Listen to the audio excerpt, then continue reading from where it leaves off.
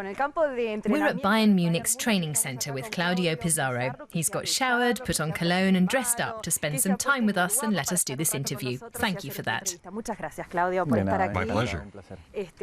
How many people here speak Spanish? Do you hear more Spanish than German?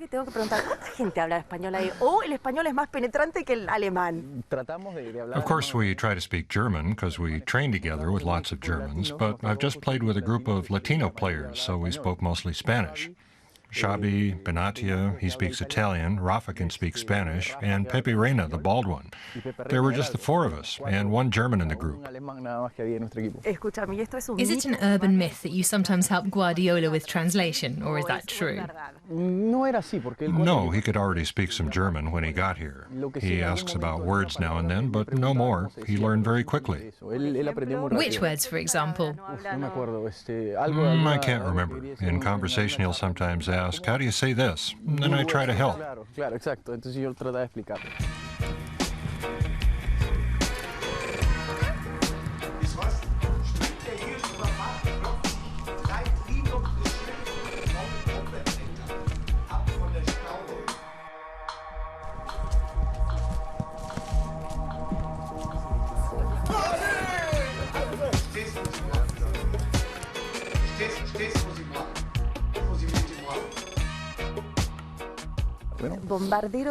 The bomber from the Andes. Do you remember when you got this nickname? I really don't, because it was made up by a journalist. I don't know where it came from, but once someone said it, it stuck. Seems like a nice nickname. How do you say the bomber from the Andes in German? No idea. Bombardier from den Anden oder no sé, no suena bueno. Mira, sos el máximo bomba. Sos el máximo goleador. You're the top non-German goal scorer in the Bundesliga, and that is a South American. How does it feel when you hear that? It really is something very special. It makes me feel very proud to be the record foreign goal scorer in a competitive league that has lots of tradition. Without a doubt, it's something very special for me. Do you feel like you've become a piece of Bundesliga history? Of course, everyone here says that. It's something very special. Who says that? Everyone. And the Latin American and Spanish players always call me the historic striker. In particular, Rafinha likes to make jokes like that. But it is really special. What more can you do when you're already the top foreign goal scorer in the Bundesliga? I want to become one of the top all-time 5 goal scorers in the Bundesliga. Obviously, catching Gerd Müller, the top man on the list, is impossible. He scored too many goals, but to be among the top 5 is possible. I'm in 8th place right now, and if I'm not mistaken, I'm only 1 or 2 goals behind 6th place. It's difficult, but not impossible. Now we're going to get some Peruvian food. Do you want some? You must be hungry after training. Of course. Does your wife Carla cook Peruvian food? Sometimes, but not often. Usually we like to go out to restaurants for lunch. Whenever we can, we go to Nazca, a Peruvian place. Do you feel at home when you walk through Munich, when everyone at training is shouting, "Pizarro, Pizarro"? Well, the people here are very respectful. Sometimes they want an autograph or a photo, but they treat you nicely and with respect. What does that mean? Or shall we leave the philosophical stuff for later at the restaurant? Perfect. What do Werder Bremen mean to you? I feel a lot of affection for the club. It opened the door to European football for me. When I came here, I went to Werder Bremen, an interesting club when you're talking about Germany, a club that had just won the cup. That was not easy. So I came to a club that had just made it into European competition. I rate them very highly. I love them. I have lots of friends in Bremen. It's a very special city for me. And what about Bayern Munich? First, take a breath. Bayern's a huge part of my life, above all in terms of my career. I won most of my titles here. But also in terms of my family. The youngest of my 3 children was born here in Munich. and the other two were born in Bremen. They're all at home here. So we'll stay in this city. We've already decided that. Do you remember the day when the people from Werder Bremen saw you in Peru for the first time? Do you ever think about that?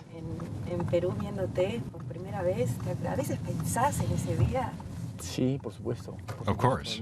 I always try to keep everything that's happened in my life in perspective. I always take time to analyze the year I've had, everything that I've done well or not so well.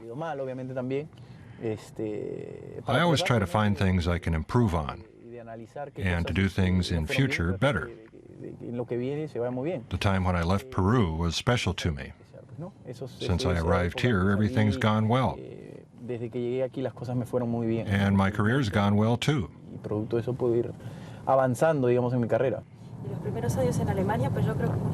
You came here in 1999, went first to Bremen and then to Chelsea in London. You've spent a lot of time in Europe, later on here at Bayern Munich. But that first phase, was it difficult for you? Yes, new cultures are always complicated. Above all, seeing new things in a country that I didn't know at all. At the start, it wasn't easy to adapt to a new culture, and I'd been told that Germans are a little complicated and cold. Really? Absolutely. I tried not to make any judgments until I got to know them, but many people told me that. How old were you? 20. Did you come on your own or with Carla? With Carla. So she's been with you for your whole career. Right. We were already married. I adapted to the culture here. It wasn't easy, but I got used to it. To what extent can a player decide his own future? He can decide everything if things go well. Who has the final say, you, the manager, or the club? It's always me. You went away from Bremen because you didn't want to carry on there, and then you did the same with Bayern. Is that right? Yes, I left Bremen because there was something new and better waiting for me. It wasn't hard for Bremen to understand that. They completely understood my situation as a young player who was forging a career, and they knew that at any moment a bigger club might come along and want to buy me. They always treated me well, and I think that went both ways. That's why I still have such good memories of that club. When the time comes for you to make a decision, do you all sit together at home and decide together that it's time for something new? If you want to go to the Premier League or Dubai or back to South America, or that you want to stay at Bayern Munich, do you discuss that with Carla and your children, or do you follow your wallet?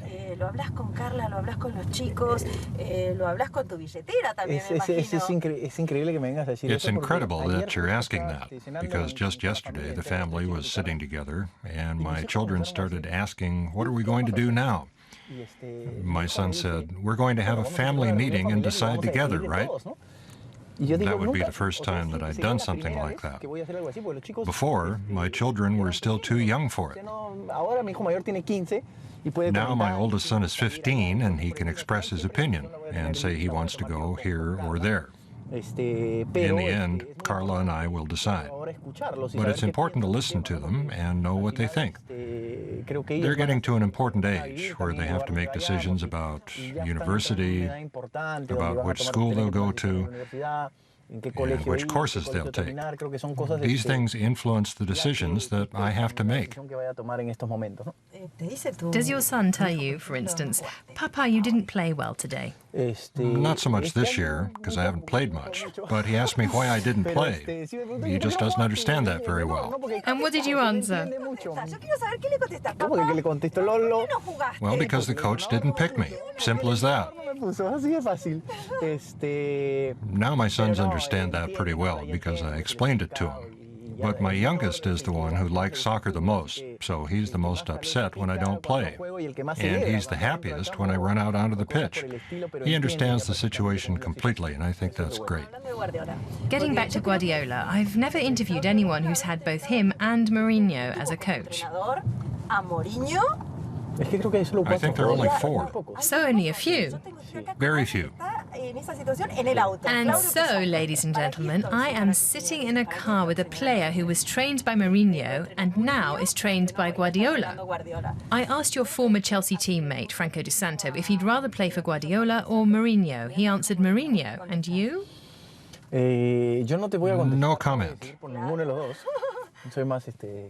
I won't pick one over the other. I'm diplomatic, but I will tell you. I'll make it easy for you. What's Guardiola got and what's Mourinho got? Guardiola is a formidable strategist.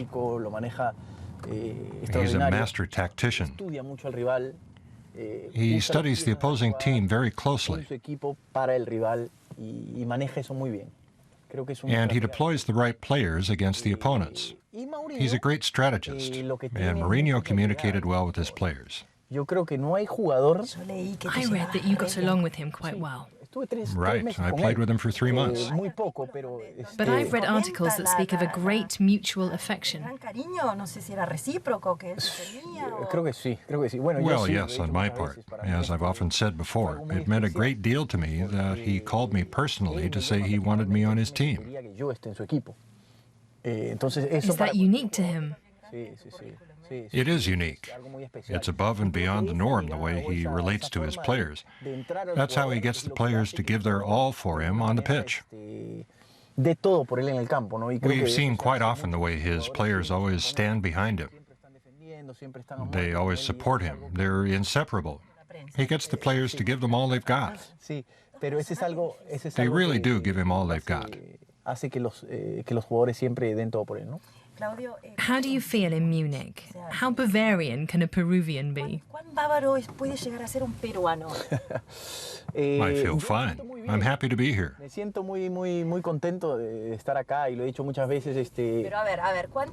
many dirndl dresses do you have at home? Well, we've got a few because my wife and I like to go to Oktoberfest. It's so great there. It's a very special festival here in Bavaria, and she wears her dirndls quite often. And how many pairs of lederhosen do you have? Oh, I've got a few. How much Bavarian beer can a Peruvian body take? Quite a lot. In Peru, we drink a lot of beer, and that's typical of here, too. We go to Oktoberfest as often as we can to party and enjoy ourselves.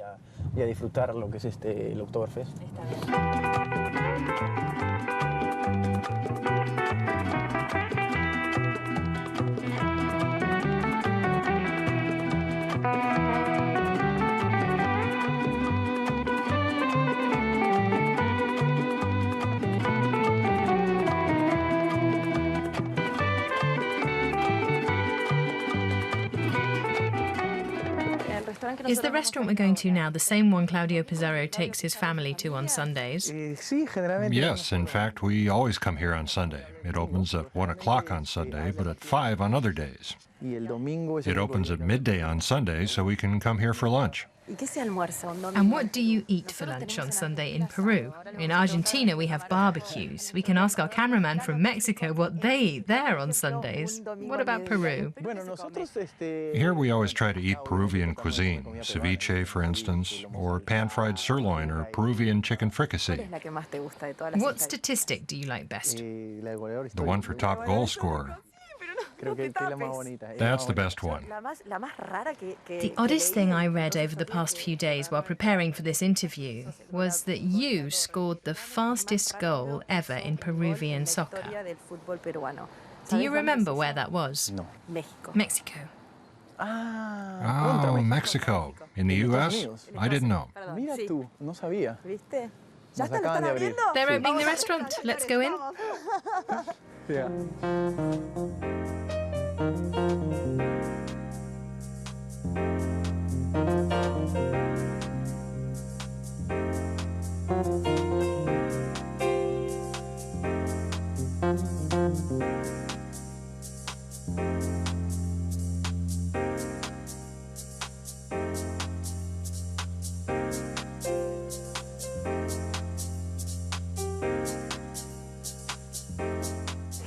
Let's talk about the fans. Is there any difference between the Latin American, the German, and the Premier League fans?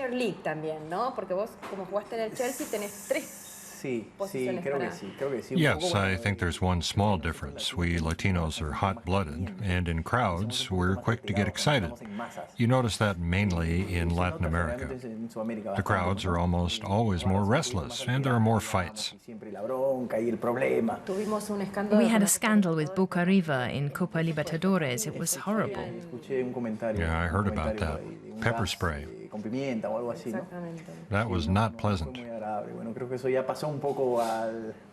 The Germans are a bit quieter and more respectful. Of course, there's always someone that doesn't apply to, but just a few. Once I read that you didn't get along with the Chelsea fans. Is that true? Not at all. I never had any problems. It's also been said that your performance in England wasn't the best during that time. I've also heard comments along those lines, but that's just not true. I came to Chelsea because of Mourinho, and 3 months later he left, and then I didn't play for them anymore, at least not the way I'd been hoping for. I was loaned out to Bremen, and then I switched to another team because I wanted to play. Does it hurt to be criticized in your own country?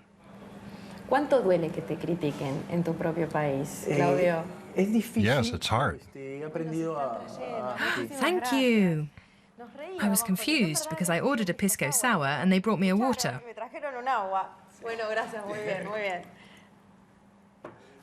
That's why I laughed. Exactly. Viewers will be wondering why we're laughing. We'll have a pisco sour after the interview.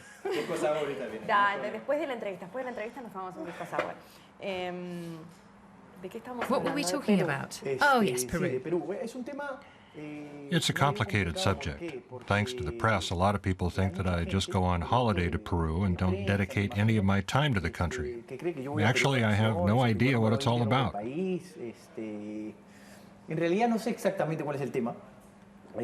you feel a bit... The subject comes up a lot in the press. Whenever I'm in Peru, people try to get each other to say all kinds of things. But if I go to a restaurant or if I'm just out and about, all that happens is that people ask for a photo. So it's a strange topic, but I think it has a lot to do with the press. That's why I say it's a strange subject, but I imagine it comes from the press. People say you're performing better in Europe than you did for Peru. As an Argentine, I often have to hear that about the Argentinian players. Well, yes, performance is a broad term. Peru haven't qualified for the World Cup for years, and as a national team, we haven't achieved anything for a long time. And the person representing this group of players is me. So the whole subject revolves around me. It's always about his performance. But it's not about his performance. It's the whole team who haven't reached their goal. But then again, I am the captain. You're the captain.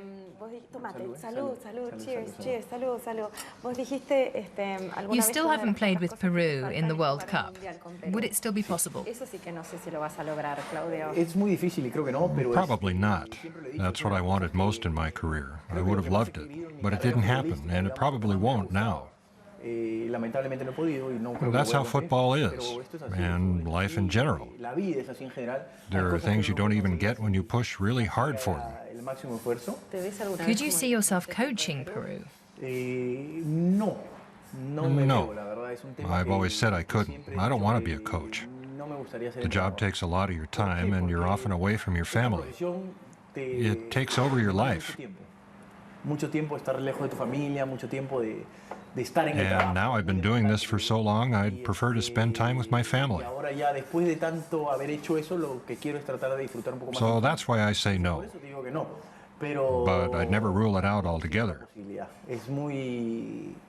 It's always possible in the distant future. Maybe it could happen. I hope not, because it's not what I want. Do you get on with the Argentine coaches? Which Argentine coaches have I had? The one you have now, who coaches the Peruvian national team. Sí, pero por eso te digo que he tenido, porque recién a él lo acabo de conocer. Lo acabo de conocer. Recién voy a ir a entrenar. I only just met him. I'm training with him soon for the Copa America, but he comes across as really nice. We went to a restaurant to chat a bit about his ideas. He was very motivated and enthusiastic. I hope he's successful. Muy entusiasmado y esperemos que le vaya muy bien.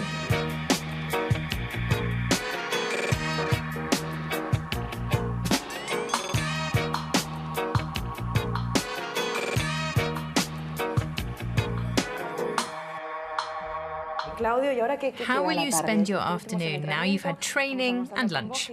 Family time? I'll go see the kids. Do you have siestas? If I have time, but the kids are just getting out of school. We trained hard today, but I doubt I'll get a siesta. Do you only speak Spanish at home? Yes. And English? No, only Spanish at home. Do you go on holiday to Peru to see family? Always. My holidays are shorter this year, though, because of the Copa America. But when I'm in Peru, I try to visit them. What do you miss about Peru when you're here? Family? I miss the food a lot. And my parents, of course. And the rest of my family. Claudio Pizarro, thank you very much. You're welcome.